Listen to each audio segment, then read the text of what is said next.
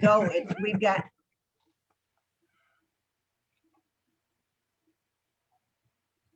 Just give me a thumbs up. All righty.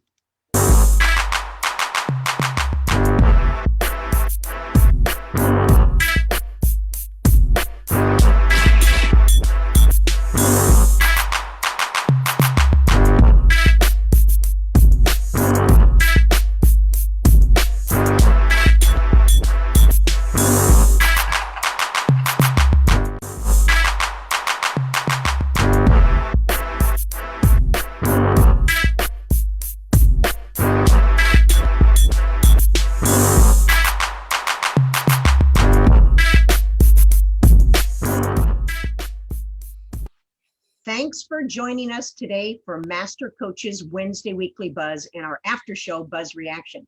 I'm Ruth Nelson, joined by Hall of Famers Mick Haley, Bob Bertucci, and Brian Gimolero, bringing you the most current issues and trends in volleyball. Our weekly news show has leaders in our sport provide their perspective on the questions that are asked, along with the discussion on topics that are current and ones that are affecting all of us. Newsflash. Carthage College wins AVCA D3 Invitational Tournament with Millikan University as a runner-up. AVCA D2 Women's National Championship will begin today in Dallas, Texas. And the NAIA Women's Volleyball Championship will be in Sioux City, Iowa, April 27th and May 1st. Want to make a difference? Please remember to renew your AVCA membership.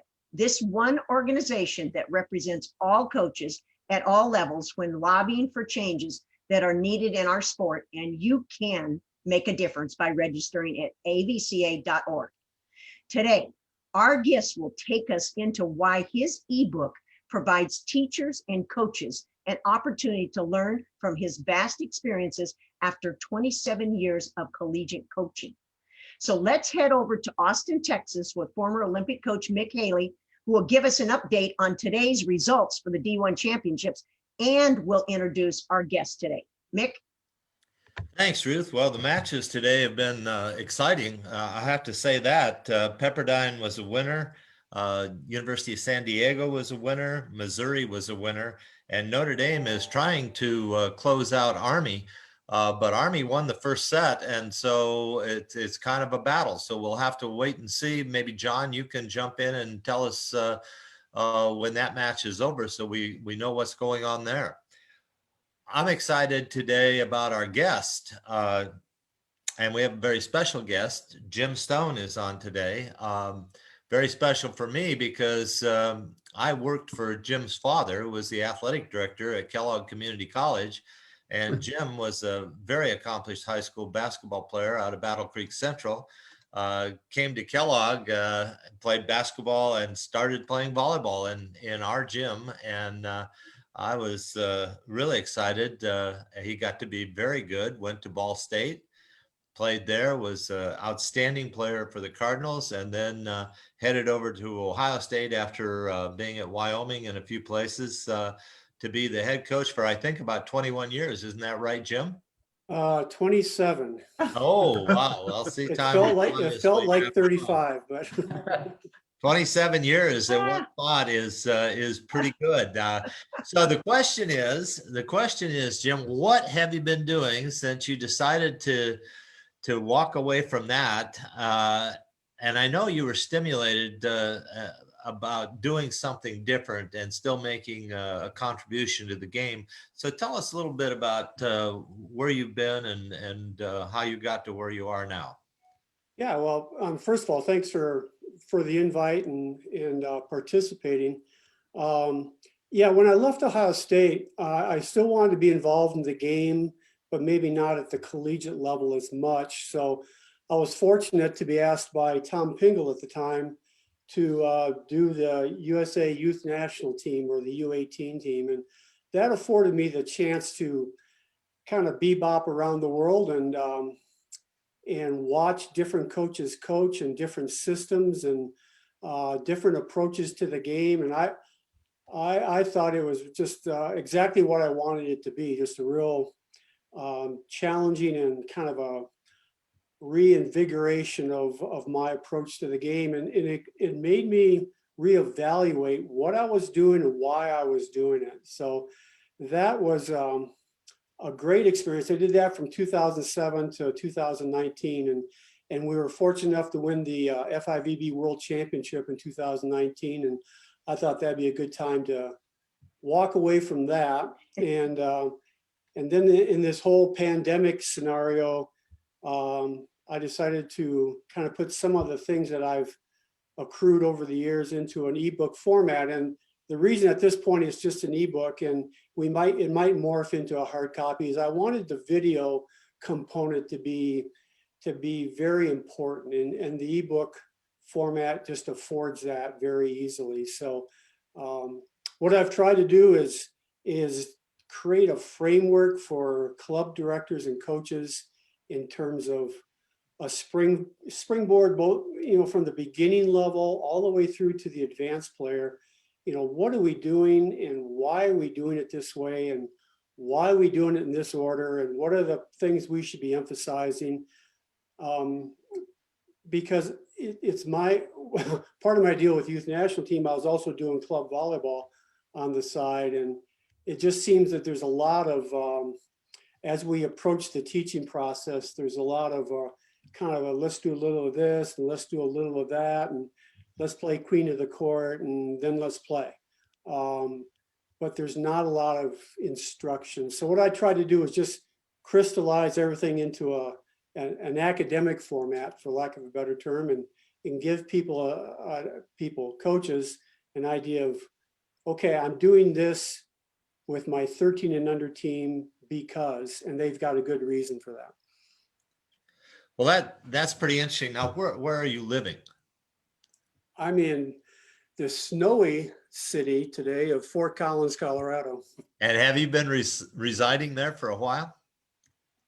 Yeah, in Colorado, actually, ever since I left Ohio State. So I'm working on 10 years or so. Okay, so it gives you kind of a home base to kind of look out across to the United States, and not only the United States, but parts of the world, and kind of give you a neutral kind of perspective on what you're seeing. And you put that into a book, and now you have a website also. What is the website where you can find the book? It's jimstoneconsulting.com. I'm not sure how much consulting I'm doing, but it sounded pretty good at the time. So, and what I'm trying to do with that site is just make it a source of volleyball information, without me necessarily making a case for you have to do things this way.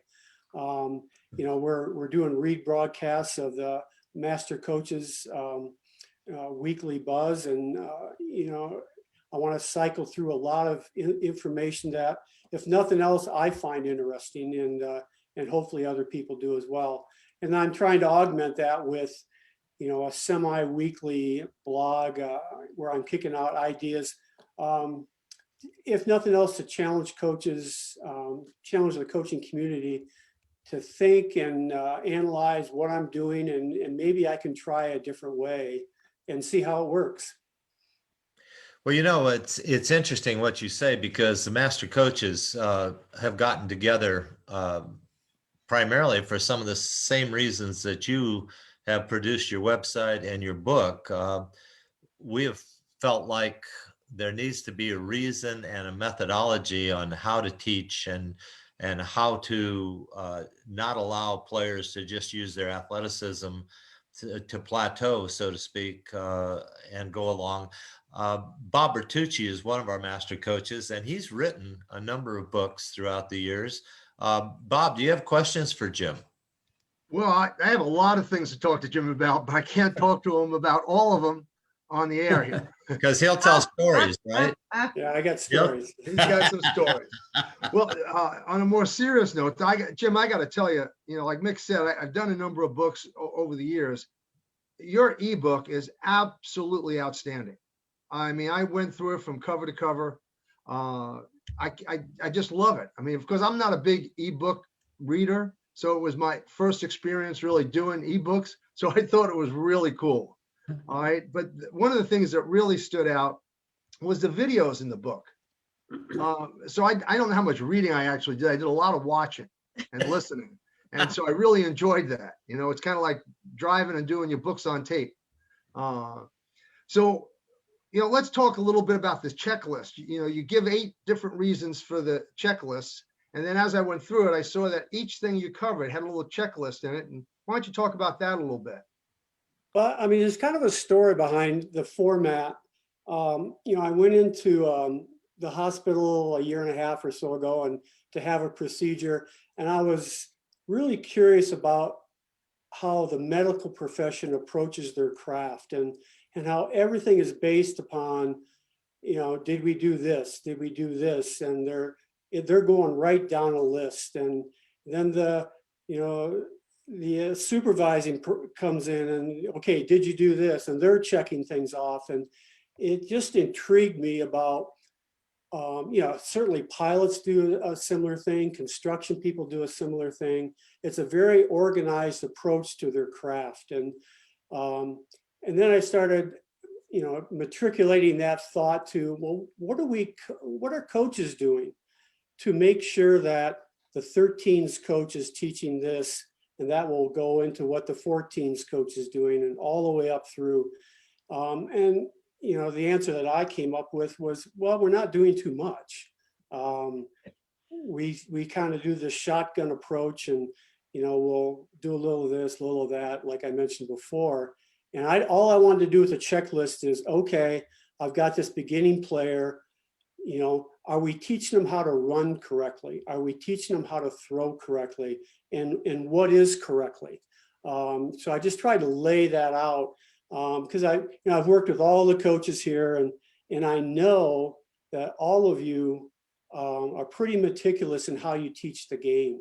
And I think as a profession, we've kind of veered away from that and we do more playing than we do teaching. So I tried to construct the book from an academic perspective and just see if we can lay out a template that coaches might find useful as they're working with the various age groups. Well, you know, I thought that was a great concept because, you know, all of us over the years, without really actually thinking about it, you know, kind of go through that checklist, but it makes it, you know, it's kind of like anything else. If you put it down in writing, you're more apt to start at one point and finish at the point you want to finish at. And I think that's what the checklist seemed to be doing as I was going through the book and taking a look at it. Well, it allows the coach for sure to kind of have a guide. But what I'd like to do is have this morph into putting the checklist in front of the player. So we're developing more knowledgeable players in terms of, okay, if I'm working on my arm swing for attacking, it has to have these components. You know, I gotta be able to open my chest up and rotate my upper body and do some things that are just biomechanically correct. And, you know, I think a lot of players, through no fault of their own, and I'll state it kind of crudely, they don't know what they're doing. They're playing and they're good athletes, so they achieve some level of success, but they really don't know the game. So hopefully we can kind of provide both coaches and then eventually players with enough knowledge of the game that we're just developing a lot more of a sophisticated approach to the game. Well, you know, you talked about, for example, tracking and catching. All right. And you know, I watched that video. I thought it was pretty neat. And it's so basic, but so important. So if I'm a young, you know, coach, how long do I want to spend doing stuff like that when, hey, in 2 weeks, I gotta play a tournament? Well, I mean, if we're talking about just those skills, I don't think it's either or.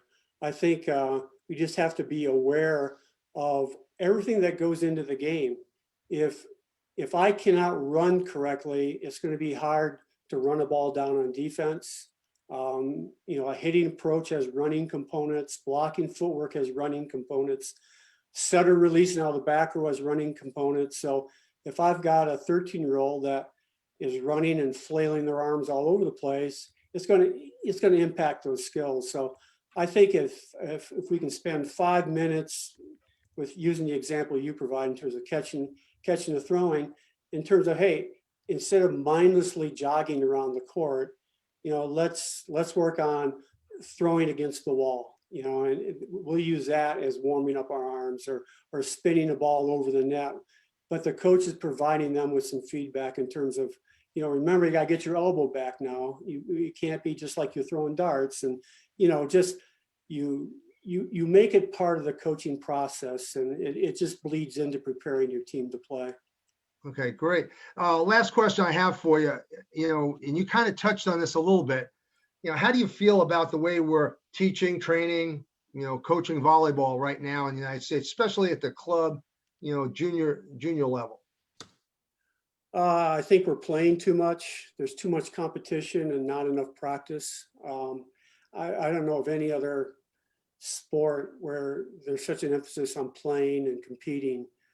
And as you mentioned, people are always getting ready to play. And I wish there's more of a focus and time allotted just to becoming, more skilled in the game. So my overall thought is at every level, we play too much in practice. And that doesn't mean you never play in practice, but there has to be a component of, working on just the skill development. I think we've got some great athletes playing the game right now, but I don't think we're doing them any favors by just pigeonholing them into a position and only teaching them to do one or two things. And that's what I loved about international volleyball, is everybody had to do everything, and you had to be good at it, or the other side was good enough to pick you apart and exploit your weaknesses. So I found that to be extremely challenging as a coach. And man, if I could vote to get away from 15 subs and get down to 8 or 9 and encourage that style of play, I would really do it. Yeah, I mean, basically, like Mick had alluded to, Master Coaches got started with the idea that, we've kind of lost this whole technical aspect and teaching aspect of the game. And it's, more like roll the ball out and we'll just play. And like you said, there's a lot of value in playing. You got to play, because that's what you're doing. You're playing the game. But there are a lot of areas where, coaches just need to know. I mean, our whole championship skills series was based on, correct, motor, development and skills and techniques. And really, I think your book kind of addresses a lot of that stuff. And I thought it was really good. Well, like I said earlier, I've been in Brian's gym and Mick's gym for sure, and your gym and Ruth's gym. And I know there's a whole lot of time that was spent on a very meticulous approach to the game, and coaches hitting balls 18 inches outside the defender's feet, and they're working on stepping out, and they got really good at it. And then that afforded them a chance to become a better defender when they're playing 6-on-6. And I think we've gotten away from that, much to the detriment of the level that the game can be played at, given the quality of athlete that's playing. Well, I'm going to throw it over to Brian. I'm sure he's got a number of questions to ask you also.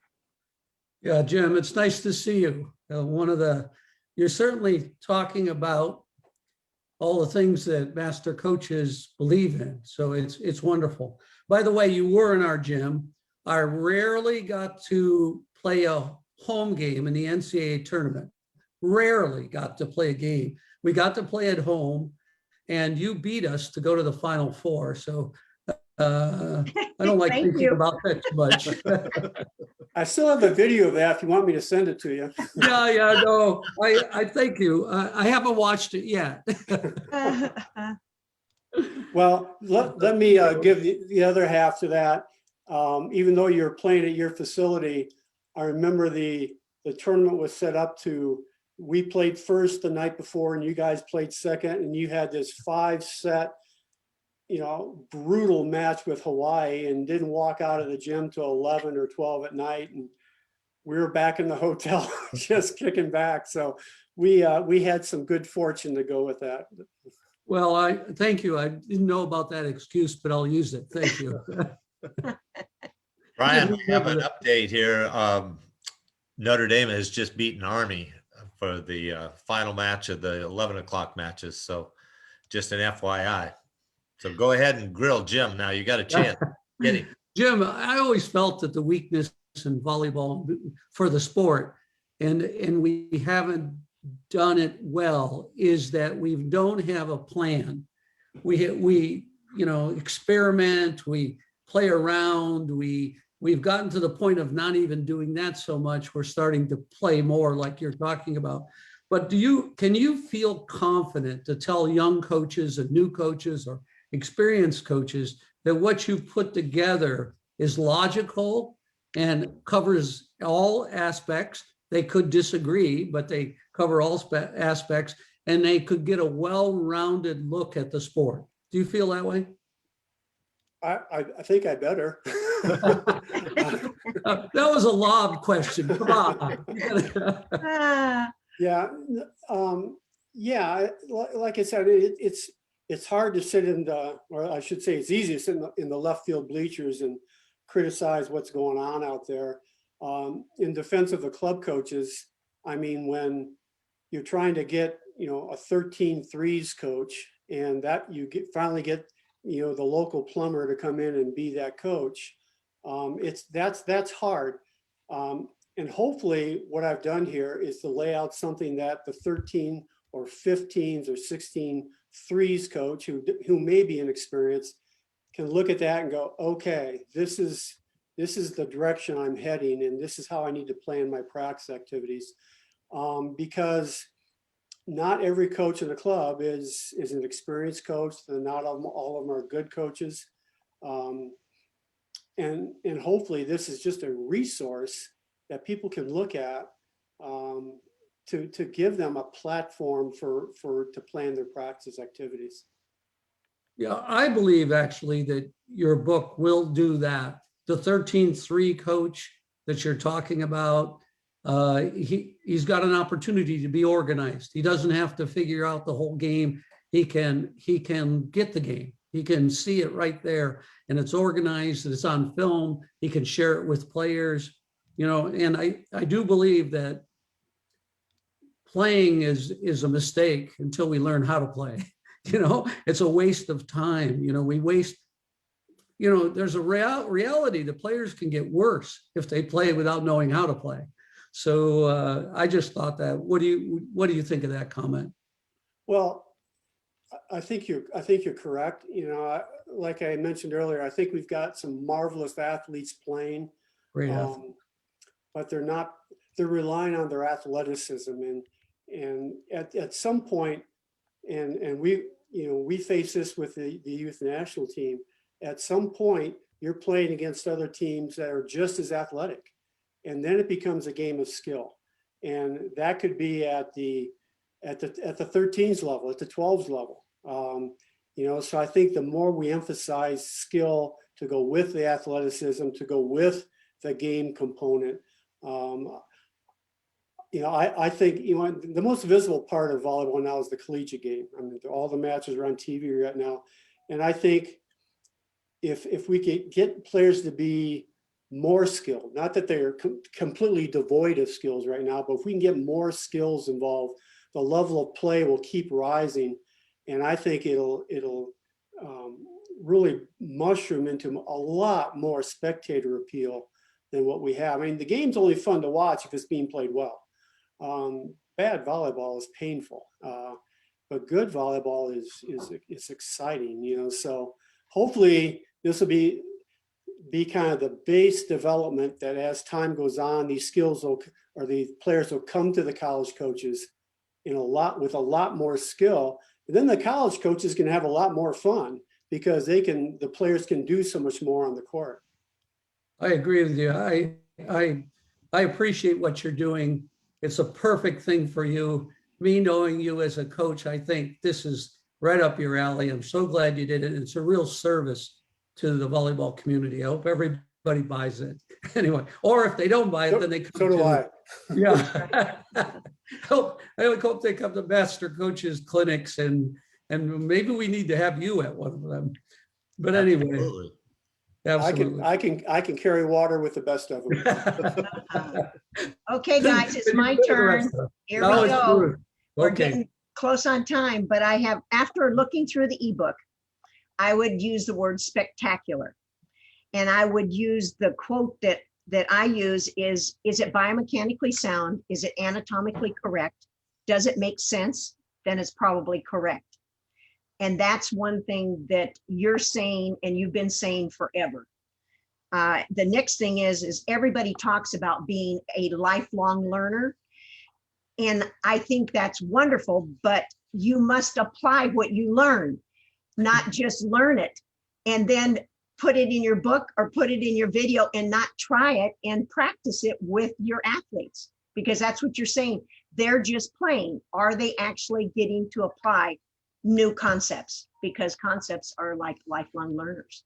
So what could you provide all of those young coaches out there that maybe haven't had your background or Mick's background or Bob's background or Brian's background in all of this anatomical, biomechanical, physiological? What could you tell them to do to get better at learning that aspect? Buy my book, I think what I've noticed in a lot of the club practices is there's just not a lot of quality feedback. Mhm. In some cases, there's no feedback. And well, if I let them play, the players will figure it out. And I think that's a bad approach to it. So I think, my goal, as I kind of indicated earlier, can we develop a coaching cadre that just knows more about the game? So a lot of times coaches are hesitant to give feedback because they don't know. They don't know Okay. what to say.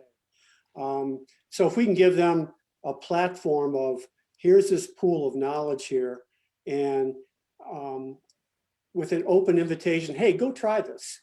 Okay. And feel free to tweak it as you need to. I mean, everybody's got a license to kind of work inside their comfort zone, but hopefully if we can create some more knowledgeable coaches, that'll trickle down to the players, and it'll be something that's fun to watch. Okay, going back to you, Mick. Well, I have to tell you, Jim, when you sent me the book, I read every page, and it's by far something that every coach has to have in their library, in my opinion. You, even as Bob said, if you disagree, or Brian, if you disagree, you still get a concept to be able to rally around. And I think learning theory has been greatly misstated with a lot of the groups out there that are doing the clinics right now. I think you right on the learning theory to go with all of the other things that Ruth pointed out. And so I just want to commend you on providing something special to volleyball and something you can leave with people from all your experiences. It's got to be a great feeling. Well, it was a laborious project. I mean, Bob knows how hard it is to write publications in any form or any length. But you're right. I think selfishly that there's value to it, and there's not enough sharing of a plethora of information from different perspectives. So hopefully this will fill somewhat of a void and be a contribution to what's going out there for volleyball coaches. Well, thanks so much for being on. Thanks for putting our weekly buzz on your website. And thanks from everybody in volleyball for sharing your contribution with everybody and making it available. I think it's really, really special. We're gonna move on right now, Jim, but thanks again from everybody. I know you're available for coaches to get a hold of you and athletes to get a hold of you. So we'll keep our fingers crossed that this is going to be a real positive experience for you also. Your contribution to the sport will not go away. It's certainly special. Next week, we are going to have more coaches on talking about the tournament. And with that, Ruth, I'm going to send it back to you. Okay, book your Master Coaches custom virtual clinic today by heading over to our Instagram. Click on our bio and click on the virtual clinic link. If you are looking for a fantastic one-day in-person clinic near Abilene, Texas, join us June 5th, registering on www.abileneYSA.org. If you would like to be a guest on our Buzz Reaction after show, want to be a guest, go over to our Instagram and sign up, and will be on our appearance list. Remember, our Buzz Reaction is on YouTube. You can go to our Instagram and find that. Follow us on Facebook. And a special shout out to our partners, SNA Sports and Baden Sports. And thanks to our content providers, NFHS, JVA, Coaches Insider, and AVCA. Now let's go to our Buzz and Buzz Reaction digital partner, Dr. John Foreman, who will update us on his most recent podcast. John? Thanks, Ruth. What most people probably don't realize is Ruth is about the only person in the world who calls me doctor. There you go. It's my one dose of pride every week. Somebody call me doctor. Anyway, in terms of what's going on with the podcast, this week I'm going to have just a review of my college season with the Medaille men. Some of you will find that interesting. Some of you maybe not. But in any case, that'll be dropping on Sunday at coachingvb.com. So check that out if you're interested. And with that, we'll move on to the Buzz Reaction.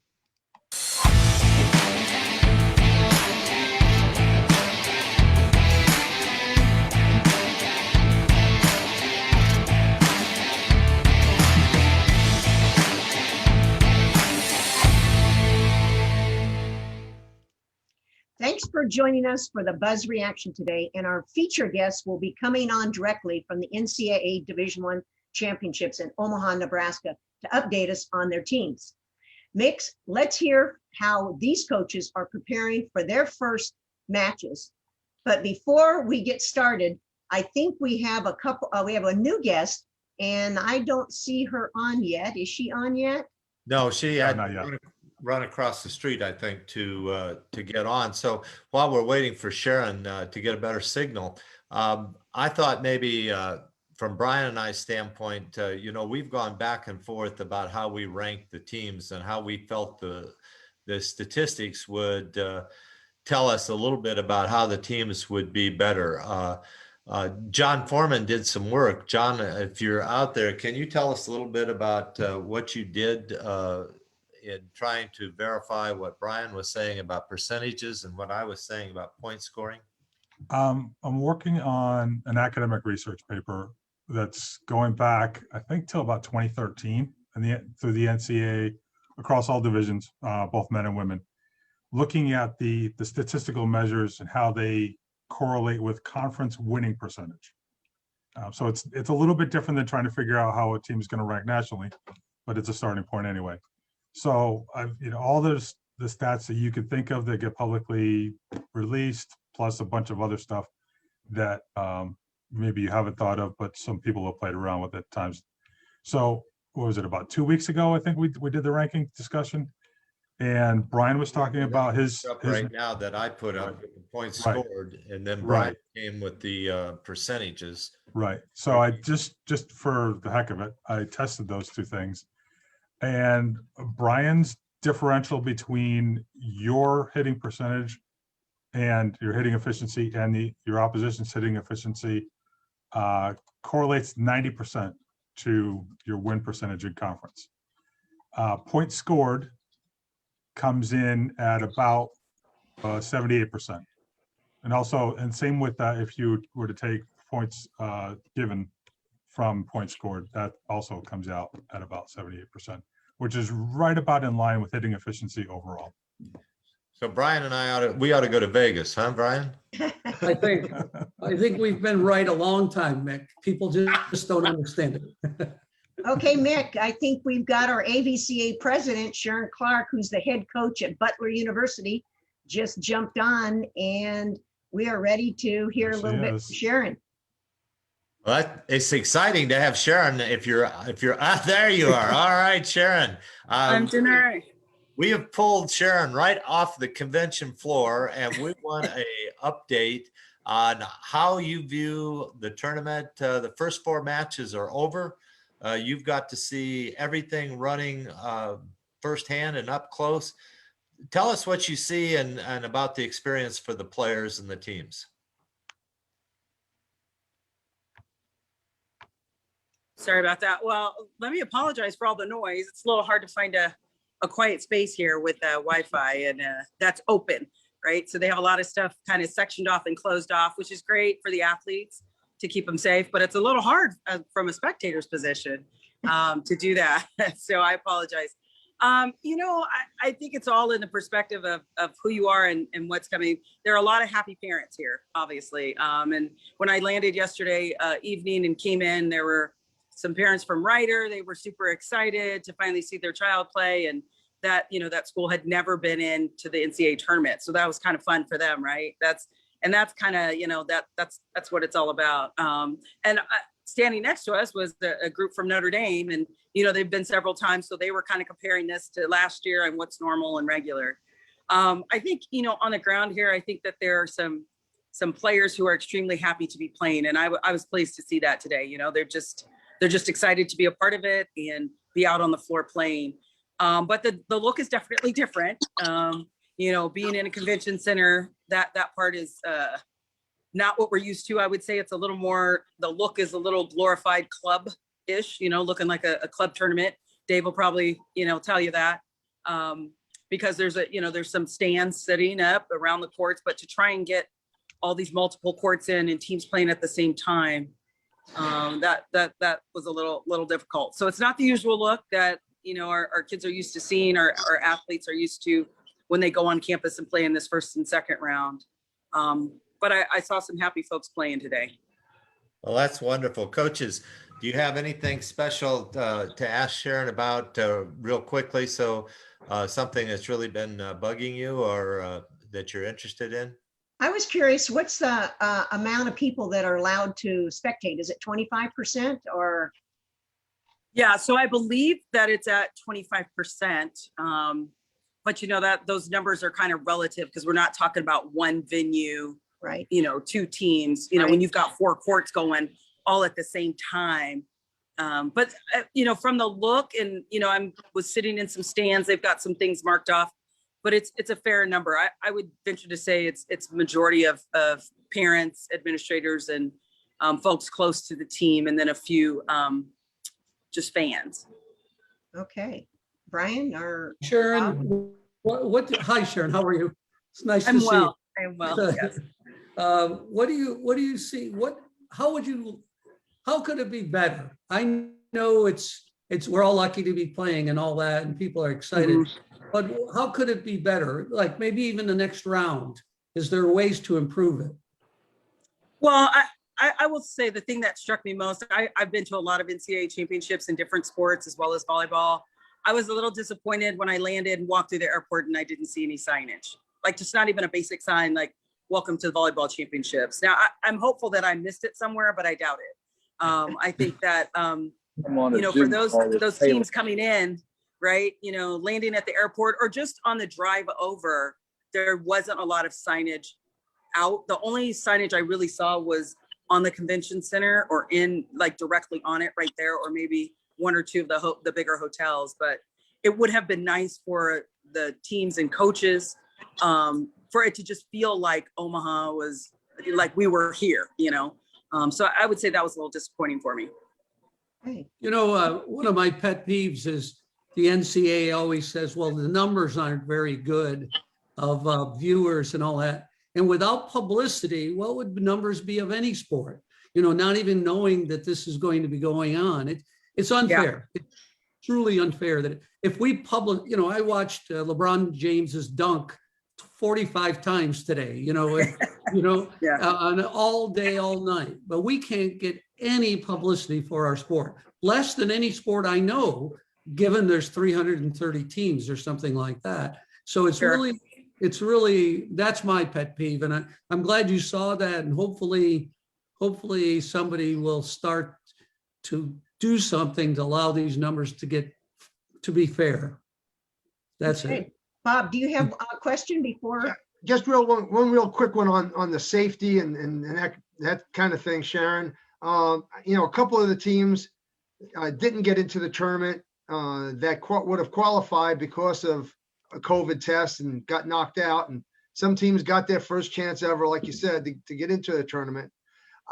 What's the chances that somebody at the tournament is going to end up testing positive and then the team get eliminated? Or do you think they got it pretty contained? Yeah, no, I mean, I'm hopeful that we don't run into that, right? So I'm hopeful for these athletes that's not something that, you know, because that's the worst thing that can happen.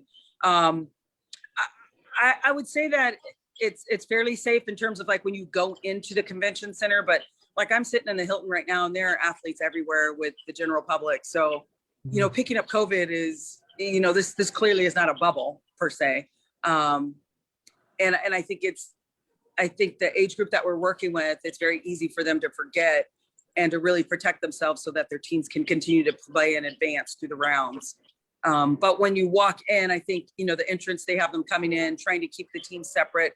I think they're doing a fairly good job of that. But beyond that, I would not say that it's the best environment to keep everyone from possibly, you know, testing positive. Okay, Sharon, hey, it was fantastic. Thanks for accepting coming on and doing this live. And we've got our favorite Purdue head coach, Nick. Who is that?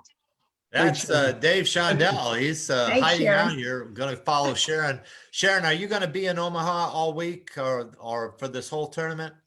No, I'm here for the first and second round, so I'll be here the rest of this week. Just wanted to make sure that, you know, both coaches, athletes, and everyone know that we value them and we want to make sure that we're taking a look at everything to make it better in the future. Great. Well, thank you very much for being there. Now, David. Yep. Thank you. The pressure is on you because we want to bring you back next week, but you have to win for us to bring you back next week so you can tell us more about this tournament. Coaches, questions for Dave?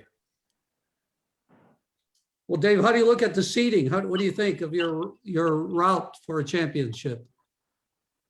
Well, we were just happy we weren't an 8, 9, or 16. Really wanted to stay away from Wisconsin. I think that they're the heavy hitter at this point in time. And really, I thought after that, you can go 2 through, 15, 16. And I think you'll have some pretty good matchups in there. But obviously, we've got work to do before we can even be thinking that far along. We play the winner of High Point and Central Florida. And I've watched those two teams all week, and they're both plenty good enough to beat us if we don't come out and play at a good level. So overall, I think it's a fair draw. Oregon most likely is in our path if they can take care of Notre Dame, who won earlier today. And then we would see Kentucky to get into the Final Four. So I think it's a very fair path. I'm pleased with where we stand. It's just now time for us to do the work. Dave, how are your players reacting to the situation, the way the tournament's set up, how they've been treated, your accommodations, those kinds of things?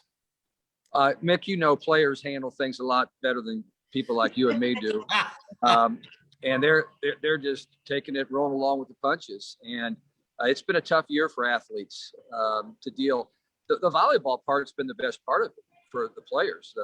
The hard part has been not being able to be a college student, not being able to go out and enjoy their friends and what you want to go to college for. Volleyball has been, a pretty enjoyable part of it. And I think our kids have done a great job. We have not had, since the season began, a COVID case, knock on wood, and we certainly don't want to get one right now. I thought that Sharon brought up a pretty good point. There's no bubble out here. I mean, this is each team taking the responsibility, kind of like they have all season, of being in charge of what they're doing. And, I've seen a lot of people out gallivanting around, and we're not one of those teams. I mean, we've been out taking walks. We're not going to stay in our hotel room the entire time. We've taken a few walks with our team, showed them a little bit of the town, but we're going to be very careful. We're here for a reason. Is this a surprise that it's not a bubble, or were you aware of this before you got here? No, they called it a controlled environment. They said it will not be a bubble. It will be a controlled environment. And we did not know what that meant. But it's not different. It's what we've been dealing with all year. Our people at Purdue, and I'm sure all of the institutions, have been very careful with how their teams have operated. And, we have a trainer that we call her Sergeant. She's pretty much, we're wearing masks everywhere we go. she's been very, very tough on our coaches and players. We get tested every single day, sometimes 2 different tests on a day. And our players know who's boss. That's for sure. Wow. So Dave, what's the environment like for the athletes? I mean, it's kind of a throwback to the 70s, you know, where we used to go to the tournaments at UCLA and you'd have, you know, 12, 15, 18 teams there. Are they enjoying that, or is that not what they were looking for?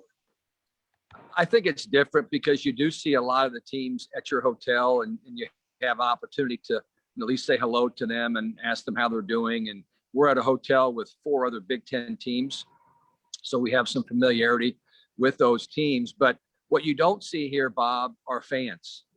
That's the big difference of going to a Sweet 16 or a Final Four, where you see this mass of fans that are there. There's no general public here yet. The only people that you're seeing as far as fans are going to be your mom, your dad, your sister, some administrators. So it's very small crowds. And even the venues, I had in my mind coming here, the venues would look like the championship courts at the Junior Olympics. Well, what we're seeing right now is enough room for maybe 150 people on each end. And there's nothing on the sides except scorers table and officials tables. So it's pretty small potatoes as far as that's concerned. I was watching the matches played earlier, and it came to my attention, Notre Dame was playing Army. I saw 3 balls carry them off the ceiling. And I thought, wait a minute, you know, we haven't been in the gym enough to know that that's going to be a factor. We've been in there for 30 minutes so far for a serve and pass. And I thought, I better be throwing some balls off the ceiling in this next practice in a few minutes to make sure our players are ready to play the carom, kind of like it was back at the YMCAs that you and Mick used to play in all the time. Well, I wondered if you were going to say something about the old YMCAs, but Bob mentioned the old UCLA tournament. So Ruth, you played in that. Brian, you had teams in that. And my recollection is they had 4 courts and 4 teams. So Bob, that'd be 16 teams walking around. Right. Yeah, just checking in on that. Hey, and you never wanted to play on the court that had the overhang because you couldn't play the balls up, right? Well, that's what Dave's talking about. You got to play it off of that, or it was out of bounds at those times. They never could make up their mind whether they were going to call the ceiling out or let you play. Do you remember that? Yeah. That's exactly. All right, Mick, I think we got Beth. He's on now. Dave? Well, we want to thank Dave for slipping in here. I know he's got practice and he's trying to, now I know he's just going to be hitting balls off the ceiling. And That's right. Hey, Beth, how you doing? Beth. We'll bring out the head coach of Utah, Beth Launiere, and Beth, tell us how this is all working. Well, we've been hanging in the hotel a lot. We all have our own team room, and it's where we hang. In fact, I'm gonna show you real quick. I've got, let's see, a couple players right here. They're doing championship puzzle. It's exciting. Oh, that's fantastic. And then my assistant, Dan Coraton, and my associate head coach, Malia Shoji. So thought I'd share that with you guys. Oh, yeah. But yeah, we've just been sitting in a room, you know, in the hotel a bunch and getting tested every day. And we've only had a 30-minute practice so far this morning on the championship court. And we're waiting till 9 o'clock tonight to get a practice, another hour and a half practice in. So that's been a bit challenging, but you know, everybody's in the same boat. So we're just figuring it out. Questions from the group? Well, Beth, did you have any idea how they were going to set this up? Like having a 9:30 practice? When did you find out about that stuff? Yeah, I mean, just yeah, the 9:30 practice. I think we just found out like on Wednesday. So the practice thing I think has gotten overlooked a little bit. Like I, you know, there's a great weight room here.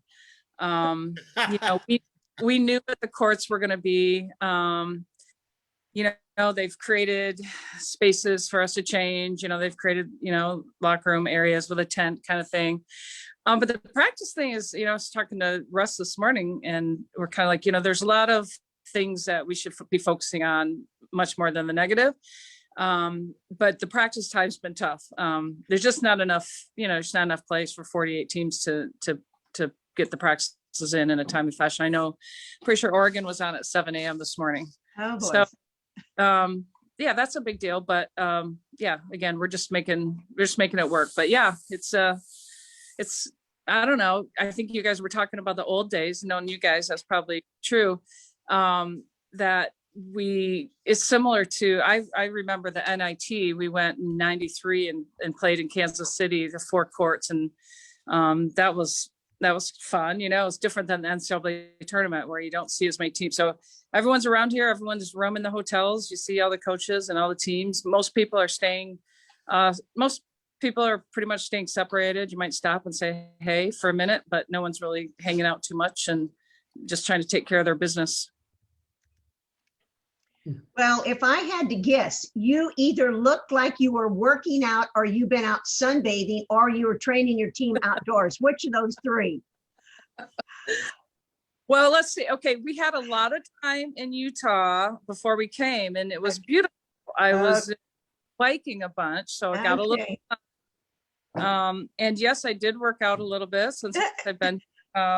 So yeah, I guess I'll take that as a I'm not sure how to take that. You can take it from me as a compliment.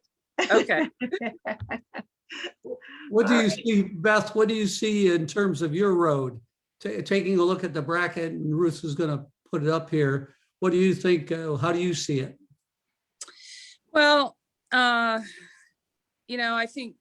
mean, obviously we're just focused on, we've been preparing for either Long Island or Pitt. Very different having to prepare for 2 teams than just one. Obviously you would prepare, you knew who you might face in the second round, but just not knowing which one you're going to play is different. So we feel pretty prepared for both. And then, if we were to have a chance to move on, we would, probably face a Minnesota team, which I don't know. I think that'd be fun. I wouldn't mind, going up against Hugh in Minnesota. We'd like to meet up with Washington in the next round. That's what Keith and I are talking about. So yeah, I haven't really looked at the balance of the brackets necessarily, because I don't think there's balance anywhere. I think that you don't know. There's so many unknowns going into this tournament that, I just don't know how you would even start to compare them. I think the committee did as good a job as they could. I think they went by conference finish a lot, which is probably smart, even though there was so much imbalance in the conference as well. So just a lot of unknowns. I think that's, for us, we're just talking about, let's just get on the court and play and compete, and we'll see. There's just so many unknowns. Who do you want to play? Who do you want to play in the next round? Well, I don't care, but I was really unfair. I used to say when I played, I'd say whoever's playing worse. I want the lowest team that's playing the worst. That's a great answer. I like that, Brian. I like that answer. We saw Pitt in 2019. We played them at the Pepperdine tournament in preseason, and they returned quite a bit, as do we. So we're if it's them, we know a little bit about them. Don't know as much about Long Island. Obviously, we've been watching film on them and stuff. But yeah, I like that answer. That's a good one. Yeah, I have a question. Go ahead. There are 16 teams that are going to lose today. How do 16 teams get out of Omaha all at once? Yeah, that's not on my to-do list to worry about. I think it's tractors, Mick. I think a lot of tractors get hooked up and go to Lawrence, Kansas, maybe, right. or to Iowa. They go to Des Moines or someplace like that. There you go. Get flights out. Yeah. I mean, think about that. 16 teams in Omaha trying to get out tonight or first thing tomorrow morning. Yeah, that's going to be interesting, huh? Yeah, I think so. I mean, just I will tell you what. Yeah, I can't imagine. Although I do know a number of teams ended up chartering in. to Omaha. So maybe that will alleviate some of it. Maybe not the teams that lose. I don't know. The city of Omaha just does such a great job hosting events. They, they always have, they always will. And I was in this team room about 10 o'clock last night by myself, just finishing up some charting. And one of the women was in here and she was getting breakfast ready for us. And I said, "Oh, thanks so much. You guys have been doing a great job." She said, "We're just so thankful for the work." So the city of Omaha's, doing a great job. They're grateful for us to be here. And I think we all need to be grateful for, being here and playing and just having this opportunity. Boy, we just didn't know if this, was even going to happen or when it was. My hair is really bad. I did work out. No, I never said anything about your hair. I just said that you look like you're working out, but I have a question for you. Okay. Yes. So the book, here Yes. we go. Stop competing and start winning. Tell me, how much do you think that your team potentially, when your players play just out of their minds and not even realize how good they're playing, how many players, when you watch teams, you go, where did that player come from? So if they've all read your book and we watch your match, we're going to know they're going to be playing out of their mind. Well, I hope so. I don't know if they read the book. I haven't given a copy. I'm sure they haven't. I know some of my players' parents have told them things from my book, but I'm not sure they read it. They've been too busy and occupied with other stuff. But we're again, wow. Okay. We're excited. We've only played once in the last 3 weeks, one match. So it's we're going to be fired up to get on the court and play. It's been too long and it's been a while. That was a trick question by Ruth because she was trying to say, "Oh, you gave copies to your players. Violation." Yeah. No, they have Beth, ebooks. are you healthy? Is your team healthy, Beth? We are. Yes, we're fine. As far as the people that have been playing, we lost one of our players mid-season to a knee injury. Zoe Weatherington, you all know her mom, Karen, coach at UNC Charlotte.